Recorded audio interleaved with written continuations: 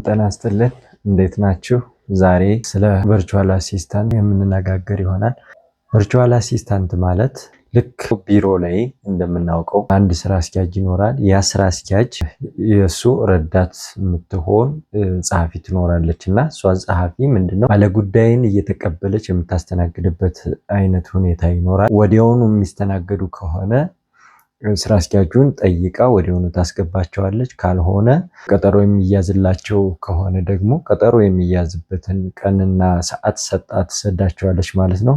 ከዛ ውጭ ግን ስራ አስኪያጁ በማይኖርበት ሰዓት ደግሞ ፕሮግራም ትይዝላቸውና እሱ በሚገኝበት ሰዓት መጥተው የሚያገኙት ይሆናል ማለት ነው። ስለዚህ ቨርቹዋል አሲስታንት ልክ እንደዚህ ሁሉ በአካል ተገኝተው ፊዚካሊ ወይም ፐርሰናሊ ተገኝተው እንደ ጸሐፊነት የሚሰሩትን ስራ ቨርቹዋሊ አንድ ሰው ከቤቱ ቁጭ ብሎ የሚሰራበት የስራ አይነት ነው ማለት ነው።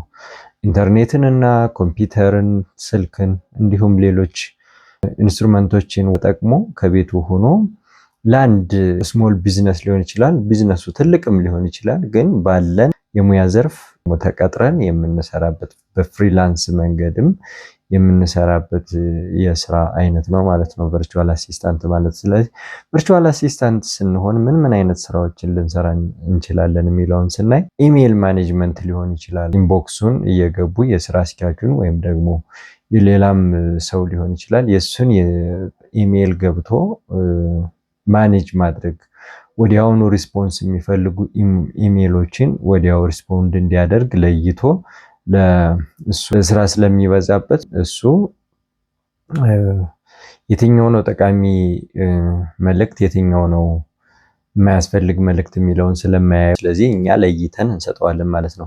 ከዛ ውጭ ቅድም እንዳልነው ቢሮ ላይ ሲመጡ ሰዎች ወይም እንግዶች፣ ደንበኞች እነሱን ለማስተናገድ የሚሰጣቸው ጊዜ ይኖራል። ስለዚህ በዚህኛው ደግሞ ቨርቹዋሊ ሲሆን ደግሞ ጊዜ ተመድቦላቸው በዚህ ቀን ከከሌ ጋር ታወራለህ ወይም ታገኘዋለህ፣ ጉዳዩን የሚያስረዳበትን ሁኔታ ትፈጥራለህ የሚለውን እንነግረዋለን ማለት ነው።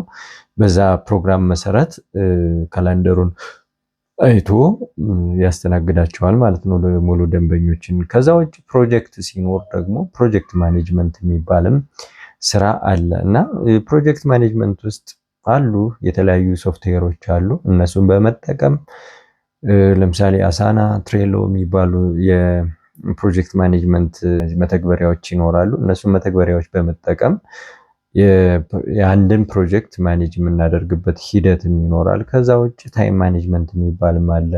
እንዴት ነው የዛን ሰው ወይም ደግሞ አንድ ቢዚ የሆነ ኢንተርፕረነር ሊሆን ይችላል፣ ስሞል ቢዝነስ የሚሰራ ሰው ሊሆን ይችላል፣ የሱን ታይም እንዴት ነው ማኔጅ የምናደርገው የሚለውን ይሰራሉ ማለት ነው ቨርቹዋል አሲስታንት የምንለው። ከዛ ውጭ ስንሻገር ደግሞ ወደ ቴኩ ወይም ደግሞ ቴክ ሳቪ ወደምንላቸው ስንሻገር ዌብሳይት ዲቨሎፕ ማድረግ፣ ዩአይ ዩኤክስ ዲዛይን መስራት፣ ኤክሴሎችን ወይም ደግሞ ማይክሮሶፍት ኦፊስ የሚባሉትን በመጠቀም የሚሰሩ ስራዎች ይኖራሉ።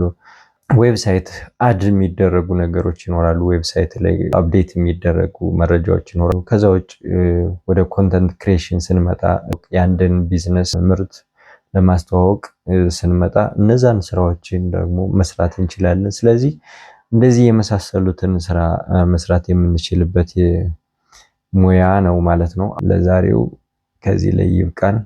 በቀጣይ ቪዲዮ እስክንገናኝ ድረስ ሰላም ቆዩልኝ።